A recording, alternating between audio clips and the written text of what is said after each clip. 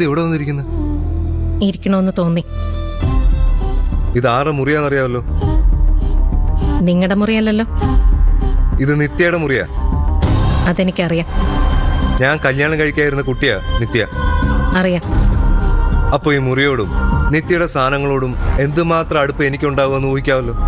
അതുകൊണ്ട് മേലെ ഇവിടെ വന്നിരിക്കരുത്. അത് പറയാൻ നിങ്ങളാരാ? ഞാൻ മനസ്സിലാക്കിയത് ശരിയാണെങ്കിൽ നിത്യ നിങ്ങളെ വിവാഹം കഴിക്കാൻ തയ്യാറല്ലായിരുന്നു. നിങ്ങളുടെ ക്യാരക്ടർ അവൾക്ക് ഇഷ്ടമല്ലായിരുന്നു. ആര് പറഞ്ഞു ഈ നുണയൊക്കെ? നിത്യക്ക് എന്നെ ഭയങ്കര ഇഷ്ടമായിരുന്നു. നുണ പറയുന്നോ? ഒന്നും അറിയാത്തൊരു പൊട്ടിയാണ് ഞാനെന്ന് വിചാരിക്കണ്ട. എനിക്കെല്ലാം അറിയാം. നിങ്ങൾ ആരാണെന്നും എന്താണെന്നും ഇതുവരെ എന്തൊക്കെ ചെയ്തിട്ടുണ്ടെന്നും എനിക്കറിയാം. അതൊക്കെ ദേവിക പറഞ്ഞതെന്നല്ലേ? എന്തിനാ ഇതൊക്കെ വിശ്വസിക്കുന്നത്? എനിക്കറിയാം. അല്ലാതെ തന്നെ അറിയാം.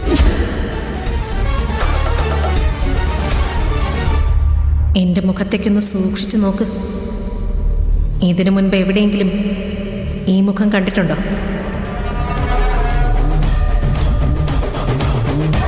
ഇല്ലല്ലോ. ഇല്ലേ? ശരിക്കും നോക്ക്.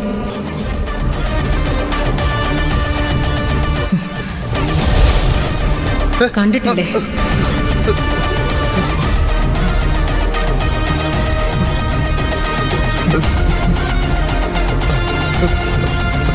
നിന്നെ അവസാനിപ്പിക്കാൻ വേണ്ടി വന്നതാ ഞാൻ. എല്ലാം കഴിഞ്ഞു എന്ന് കരുതി സമാധാനിച്ചിരിക്കുകയല്ലേ? ഒന്നും കഴിഞ്ഞിട്ടില്ല, കഴിയുകയില്ല. എല്ലാം തുടങ്ങാൻ പോകുന്നതേ ഉള്ളൂ. നീ എന്ത് ഇങ്ങനൊക്കെ പറയുന്നേ? ഈ സ്വരം നീ ഇതിനു മുൻപ് എവിടെയെങ്കിലും കേട്ടിട്ടുണ്ടോ? നീ നിത്യയാണോ?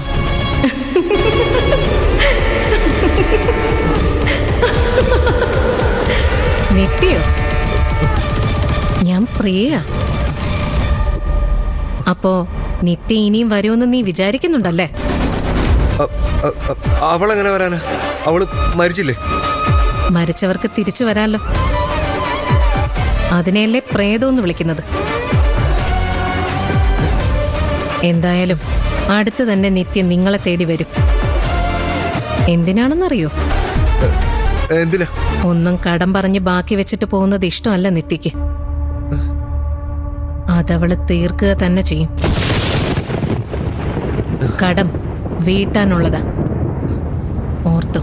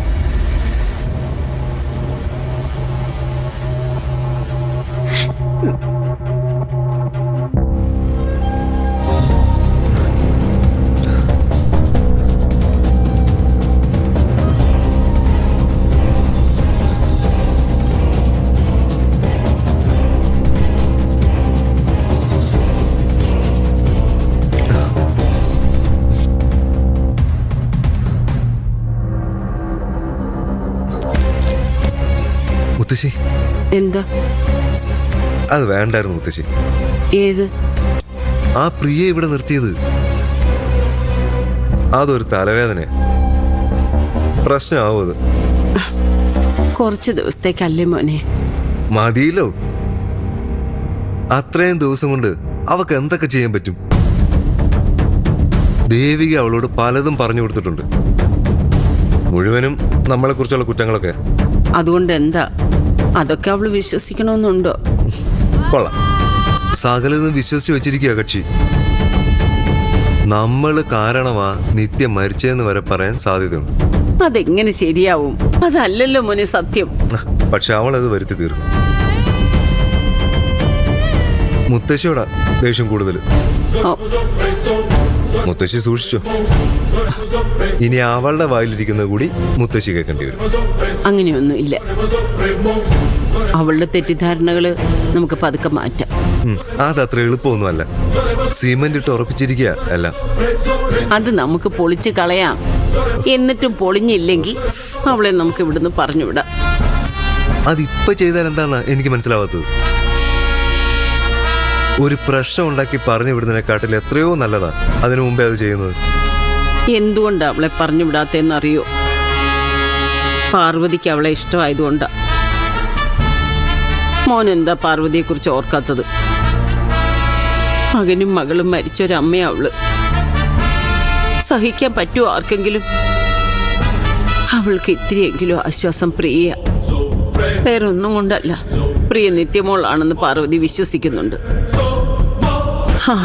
ഞാനും അങ്ങനെയൊക്കെയാ കരുതുന്നേ.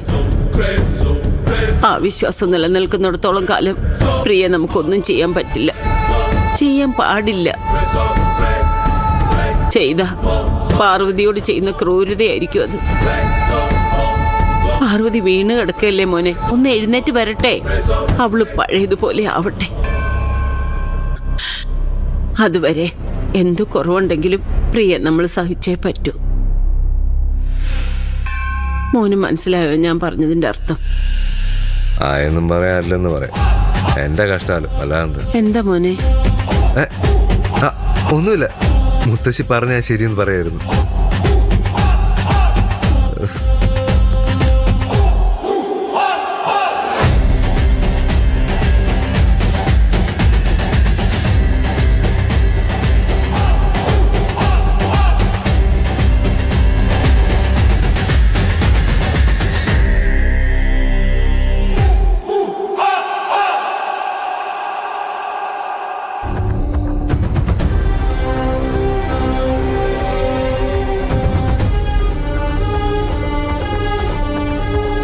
എനിക്ക് കുറച്ച് കാശ് വേണമായിരുന്നു. ഏത് വകയില്? എങ്ങനെ വേണമെങ്കിലും കരുതാം. കടമായിട്ടാണെങ്കിൽ അങ്ങനെ. എത്രയാണാവോ പ്രതീക്ഷിക്കുന്നത്? 50,000. അത് കുറഞ്ഞു പോയില്ലേ? 1,00,000 ആക്കായിരുന്നില്ലേ? അത്യാവശ്യമായിട്ടാ. എന്ത് അത്യാവശ്യമാണെങ്കിലും 1 രൂപ പോലും എന്റെ കയ്യിൽ നിന്ന് കിട്ടുമെന്ന് നീ പ്രതീക്ഷിക്കണ്ട. ഉണ്ടെങ്കിലും ഞാൻ തരില്ല. കിട്ടുമ്പോ ഞാൻ തിരിച്ചു തന്നോളാം. വേണ്ട, നീയുമായിട്ട് ഒരേ ഇടപാടിനും ഇനി ഞാനില്ല. നല്ലതിനുമില്ല, ചീത്തയ്ക്കുമില്ല. ഞാൻ നിങ്ങളുടെ ഭാര്യയല്ലേ? എനിക്കൊരാവശ്യം വന്നാ ഞാൻ പിന്നെ ആരോടാ ചോദിക്കണ്ടേ? എടി, കയ്യിലെ കാശ് തീരുമ്പോ മാത്രം കൈനീട്ടാനുള്ളൊരു സ്ഥാനമല്ല ഭർത്താവിൻ്റെത്.